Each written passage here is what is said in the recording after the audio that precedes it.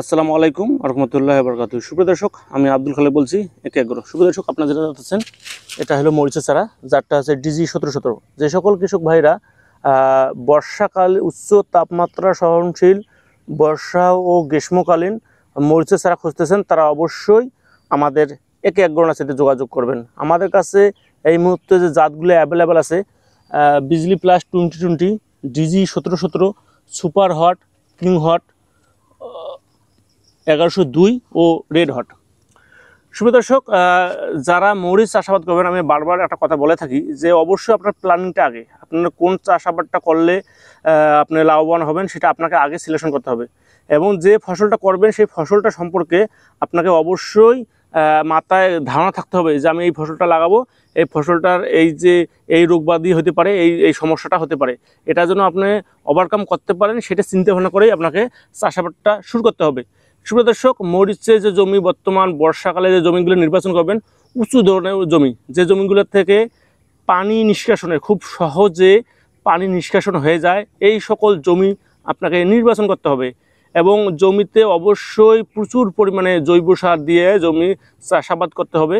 এবং যে জমিগুলোতে অলমতা বেশি হয়, মানে অলমতা হলো গ্যাস্ট্রিক, মানুষের যেমন গ্যাস্ট্রিক হয়, জমিরও এরকম একটা গ্যাস্ট্রিক হয়, ডলচুন প্রতি শতাংশে 4 কেজি হারে প্রয়োগ করতে হবে। এবং জলচুন প্রয়োগ করার পরে আড়াআড়ি একটা চাষ দিয়ে কমপক্ষে জমিটা 1 সপ্তাহ রাখতে হবে, তারপরে জমি রেডি করে যে কোনো ফসলটা আপনার চাষাবাদ করতে হবে। সুপ্রিয় দর্শক, ডলচুনটার কথা এই জন্য বলা আছে যে ডলচুন যদি প্রতি শতাংশে আপনি 4 কেজি প্রয়োগ করেন জমিতে, 3 বছর আর জমিতে ডলচুন দিতে হবে না, তাহলে আপনার এখানে রোগ প্রতিরোধ ক্ষমতাটা বাড়বে, আপনার ফলন বৃদ্ধি পাবে, এবং চতুর্দিকেই আপনার মানে সার যে জমিতে যে সার দেবেন আপনারা, এটা কার্যকারিতা দ্রুত ঘটবে। তাই সুপ্রিয় দর্শক, মরিচ একটা লাভজনক ব্যবসা। যারা মরিচ চাষাবাদ করার কথা ভাবতেছেন বর্ষাকালে, তারা অবশ্যই এই ধরনের চিন্তা না করে এই জিনিসগুলো মাথায় রেখে আপনাকে চাষাবাদ করতে হবে। মরিচটা এক কথা হলো, মরিচ আপনার গাছ থেকে গাছ হলে আপনি দেবেন মনে করেন যে 20 ইঞ্চি, লাইন থেকে লাইন 22 ইঞ্চি বা 24 ইঞ্চি দেওয়া যায়। এবং মরিচটা অবশ্যই বেড করে লাগাইতে হবে এবং নালা করতে হবে, এবং পানি যেন নিষ্কাশনের ব্যবস্থা ভালো থাকে। সুপ্রিয় দর্শক, আর একটা কথা আমি সবসময় বলে থাকি যে মরিচ লাগার পরে খুঁটি, গাছের যে খুঁটিটা, এটা খুব শক্তিভাবে দিতে হবে। এক কথা হলো খুঁটিটা পরে 4 ফিটের মতো করবেন, এই জন্য যে দ্বিতীয় বছরের জন্য ওই খুঁটিটা অন্য ফসলে আপনারা ইউজ করতে পারেন। সুপ্রিয় দর্শক, যারা আপনারা এরকম মরিচ লাগানোর কথা ভাবতেছেন বা মরিচ লাগানোর চিন্তাভাবনা করতেছেন, তারা এই জিনিসগুলো অবশ্যই মাথায় রাখবেন, তা না হলে আপনার বড় একটা লসের সম্মুখীন হয়ে যাবে। সুপ্রিয় দর্শক, আর একটা কথা বলে থাকি যে মরিচে যে পাতা কোঁকড়ানো রোগটা, এটা হলো মানে পোকার দ্বারা আক্রমণ হয়।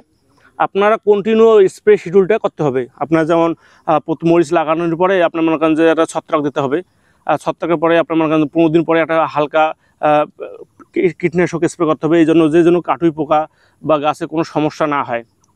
তো সুপ্রিয় দর্শক, যারা এই জিনিসগুলো চিন্তাভাবনা করে আপনার চাষাবাদ করবেন, তারা অবশ্যই কোনো লসের সম্মুখীন হবে না এবং লস করবে না। আর একটা কথা হলো কি সুপ্রিয় দর্শক, জমিতে বর্তমান বর্ষার সময় মরিচের জন্য মালচিং পদ্ধতিটা অনেক ভালো হয়। আমরা বলে থাকি যে মালচিংয়ে চাষাবাদ করলে 25 থেকে 30% ফলন বৃদ্ধি পাবে, এবং উৎপাদনের দিকে, খরচের দিকে 25 থেকে 30% খরচ কমে যাবে। এই জন্য যে আপনার জমিতে যদি আগাছা বেশি হয়, আগাছা বেশি হলে জমিতে আপনার মনে করেন যে গাছে রোগবালাই বেশি থাকবে, পোকামাকড় বেশি থাকবে।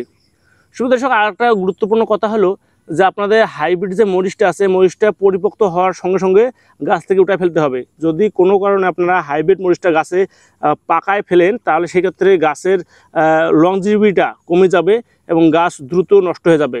কারণ হাইব্রিডের একটা জাতের বৈশিষ্ট্য হলো, যখনই যে চারাগুলো আপনার পরিপক্ত হবে, ফলগুলা সঙ্গে সঙ্গে হারভেস্ট করে নিতে হবে। তো সুপ্রিয় দর্শক, মরিচ সম্পর্কে বিস্তারিত জানতে এবং চারা সংগ্রহ করতে এক্ষুনি আমাদের একে এগ্রো নার্সারিতে যোগাযোগ করবেন।